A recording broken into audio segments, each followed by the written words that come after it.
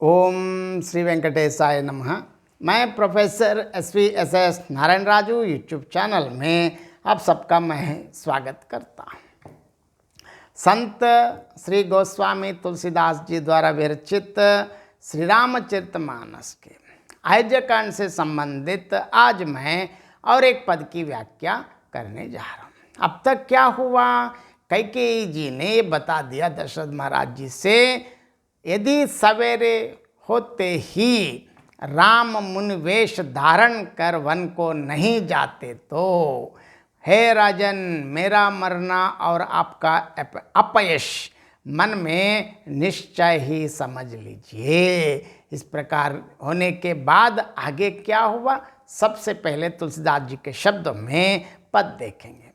अस कही कुटिल भय उठी ठाड़ी, मानो रोष तरंगिनी भाढ़ी, पाप पहार प्रगट भय सोई, भरी क्रोध जल जाय न जोई, दोवों भर कूल कठिन हट धारा, भंवर कुबरी बचन प्रचारा, डाहत भूप रूप तर मूला, चली विपति बारिदि अनुकूला, लकी नरेश बात फुरी सांची, तिय मिस मीच शीस पर नाची, गहि पद भिनय कीन्ही बैठारी, जन दिन कर कुल हो से कुठारी, मागू मात अबहि देव तोही, राम बिरह जन मारसी मोही, राकू राम कहु जेहि तोहि तेहि भांति, नाही ता जरहि जन्म भर चाती, देखी व्याधि असाद नृप परेव धरनी धुनि मात, कहत परम आरत बचन राम राम रघुनाथ। देखिए तुलसीदास जी बढ़िया बता रहे हैं, जैसे कैकेयी इस प्रकार उनको डराने के बाद क्या हुआ, अस कही कुटिल भय उठी ठाड़ी, मानो रोष तरंगिनी बाढ़ी, पाप पहार प्रगट भय सोई, भरी क्रोध जल जाय न जोई। ऐसा कहकर कुटिल कैकेयी उठ खड़ी हुई, मानो क्रोध रूपी नदी उमड़ी हो। वह नदी पाप रूपी पहाड़ से प्रकट हुई है और क्रोध रूपी जल से भरी है। ऐसी भयानक है कि देखी नहीं जाती। दो बर कूल कठिन हट धारा, भंवर कुबरी बचन प्रचारा, डाहत भूप रूप तर मूला, चली विपति बारिदि अनुकूला। दोनों वरदान उस नदी के दो किनारे हैं। कैकेयी का कठिन हट ही उसकी तीव्र धारा है और कुबरी अर्थात मंत्रा के वचनों की प्रेरणा ही भंवर है। वह क्रोध रूपी नदी राजा दशरथ रूपी वट वृक्ष को जड़ मूल से ढाती हुई विपत्ति रूपी समुद्र की ओर तेज गति से चली है। लकी नरेश बात फुर सांची, तिय मिस मीच शीस पर नाची, गहि पद विनय कीन्ही बैठारी, जन दिन कर कुल हो से कुठारी।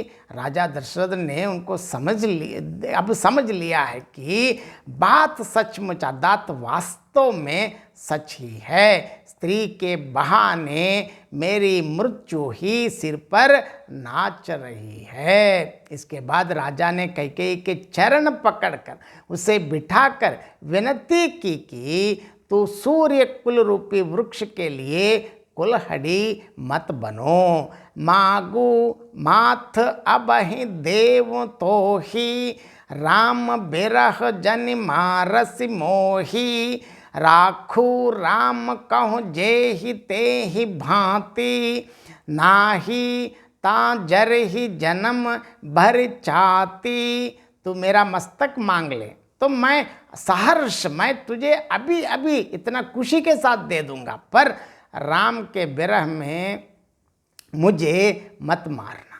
जिस किसी प्रकार से हो तो राम को रख ले, नहीं तो जन्म भर तेरी छाती जलेगी।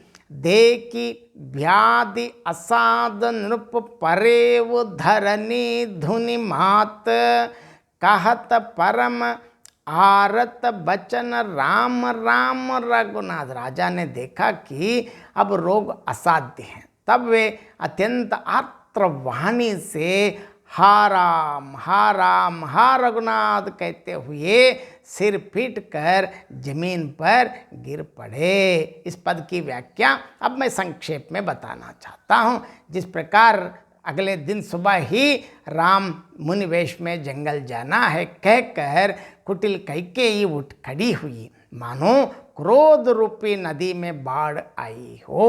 वो नदी पाप रूपी पर्वत से प्रकट हुई है और क्रोध रूपी जल से भरी है। वह ऐसी भयानक है कि देखी नहीं जाती। दोनों वरदान ही उस क्रोध रूपी नदी के दो किनारे हैं। अब कैकेयी का जो कठिन हट ही उसकी धारा है और मंत्रा के वचन की प्रेरणा ही भवंडर है। वह क्रोध रूपी नदी राजा दशरथ रूपी वृक्ष को जड़ मूल से डहाती हुई विपत्ति रूपी समुंदर की ओर तेज गति से बहती चली जा रही है। अब राजा ने देखा कि बात सब सच सही है, क्योंकि स्त्री के बहाने अब मेरी मृत्यु मेरे सिर पर ही नाच रही है। तब उन्होंने कैकेयी के पांव पकड़कर और उसे बिठाकर प्रार्थना किया कि तू सूर्य कुल रूपी वृक्ष के लिए कुठार मत बनो। अगर यदि तू मुझसे मेरा मस्तक मांग ले तो मैं सहर्ष आपको तुझे तुरंत दे दूंगा, परंतु राम के विरह में मुझे मत मार। जैसे बने वैसे ही तू राम को रख ले, नहीं तो आजीवन तुझको पछताना ही पड़ेगा। देख की व्याधि असाध्य नृप परेव धरन धुनि मात, कहत परम आहारत बचन राम राम रघुनाथ। रघुनाथ अब कैकेयी के हट रूपी रोग को असाध्य देखकर राजा दशरथ सिर दुनकर जमीन पर गिर पड़े और अत्यंत आर्तवाणी से हा राम हा रघुनाथ पुकार उठे। बहुत बहुत धन्यवाद। जय श्रीमन नारायण।